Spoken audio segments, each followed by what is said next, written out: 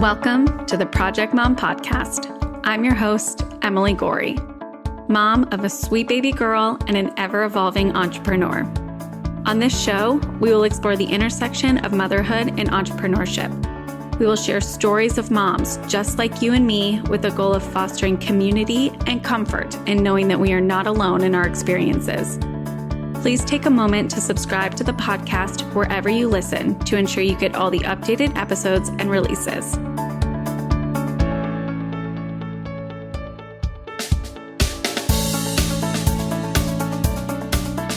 Welcome to today's solo episode of the Project Mom Podcast. I want to talk a little bit about something that is ringing very true for me right now. I feel as though if I want to go out and do something for fun or find some additional time to work, I am responsible for ensuring that I can do it. And what I mean by that is if someone gifts me an experience or an excursion, or I am presented with an opportunity outside of the hours I've already carved for myself with childcare, it is up to me to be able to execute that opportunity.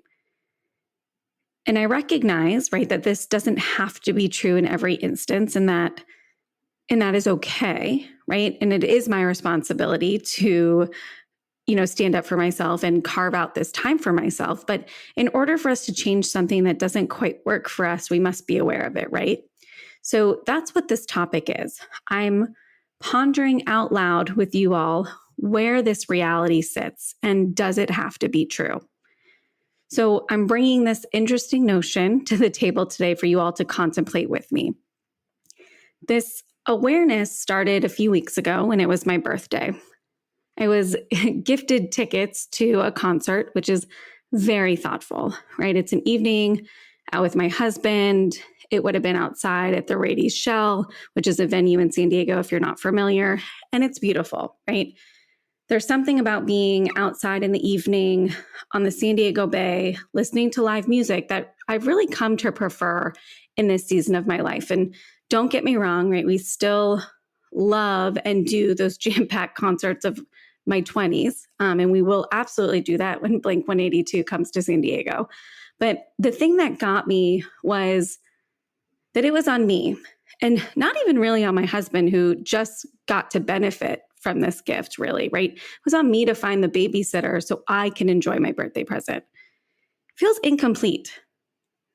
And in this season of my life, right, it is thoughtful. It's absolutely something that I would enjoy, but again, feels like an incomplete gift. And I am now tasked with finding a way to execute this present. And long story short, we didn't end up going.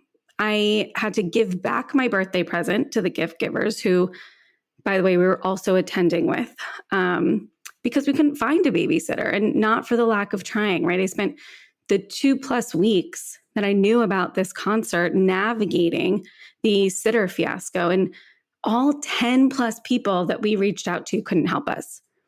And it is what it is in this season of life. I'm not angry. I'm not upset.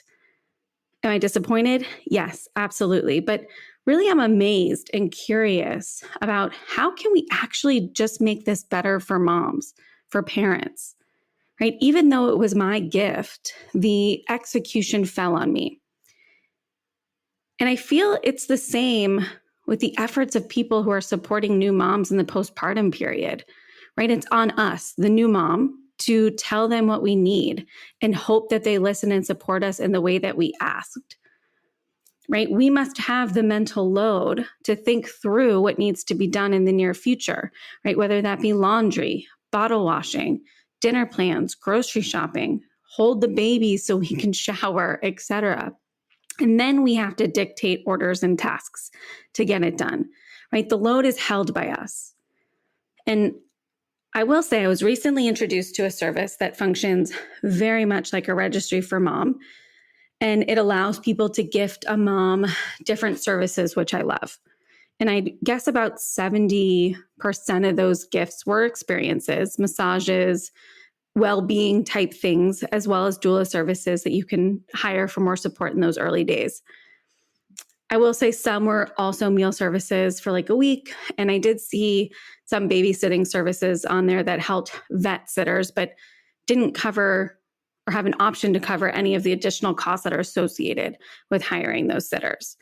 And it got me thinking, right? How does this actually support moms?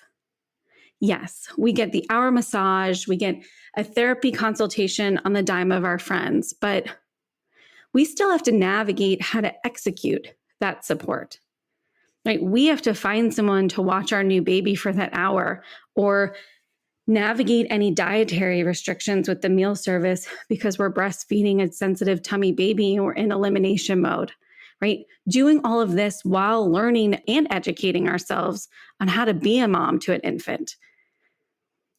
For me, it feels like more work than necessary. So honestly, in the past, when my daughter was younger, I've just declined. And I do have friends and family who are interested in watching my daughter so that I can have some alone time. Still, to this day, my daughter's 2.5, right? They want to help and I want them to help, but it's the level of effort to execute these ideas that really deter me. But it always just seems to be, right, when it's most convenient or easier for others. And fine, right? As it should. I hesitate saying that because I wouldn't want to ask for people to drop everything for a desire that I have, but it does deter me from executing something when it's on someone else's schedule. So here we are in the same place that we started this conversation, right? Are we really showing up for moms in a way that they need or just in a way that's convenient for us? And this awareness has me evaluating how I show up for myself, but also, how I show up for other moms in my life. Am I communicating my needs and my desires so that those around me can have the chance of showing up in a way that I need most? Am I providing support in a way that's only convenient for myself? Now, I'm not proposing that we only think of others and put ourselves last, right? Hello, mother martyrdom. I see you. We're not playing that anymore, right? We're not into that anymore. But are we showing up for our friends when they need us most in a way that they asked, right? If I have capacity and possibility to adapt, my goal is to do so. So am I, right? Am I doing that? Can I reflect on that? How can I make my friends' lives just a little bit easier today in this one moment and still be supporting myself? How can I show up for my friends as I would hope that they would show up for me, right? What is possible? And I urge you to reflect on this in your own life, right? Where can you be clearer on what you need or what you desire from your support system instead of waiting around, right? Are you hoping that they remembered from last time or that they can read your mind this time? Right? How can you show up for that friend who is in the throes of new motherhood in a way that makes things easier for her in all aspects of a task? Can you bring her dinner and snacks for the week without asking her to give you a list? Can you send her the list proactively and tell her to let you know if there's anything else that she'd want to add? Can you set aside 2 to 3 hours to do her laundry? And I mean wash, dry, and fold the laundry before you leave? Can you get her a laundry service and coordinate the pickup and drop off so that she doesn't have to execute this gift?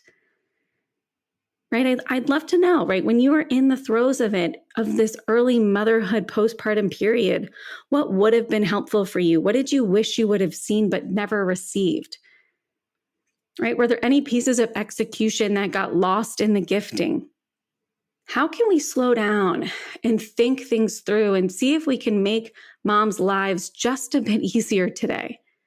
And I don't have all the answers. And I do know, though, that this curiosity really has me thinking about ways I can set myself and my friends up for success when it comes to having just a little bit more fun in our lives.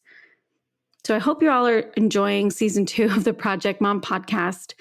As I mentioned in the season 2 update that came out on June 12th, I'll be doing more solo episodes this season in hopes of connecting more with you all on these curiosities that I have around motherhood and entrepreneurship. So I'm going to leave this with you. I'd love your feedback on these episodes. What do you like? What do you not like? What do you want to hear, etc.? Please send me an email at projectmompod@gmail.com. Drop me a review wherever you listen to your podcast or engage with me on Instagram. And be sure to tune in next Monday for an all-new guest episode. Thanks so much for listening to today's episode. If you liked what you heard, please help us out and leave a review wherever you listen, and consider sharing with your friends.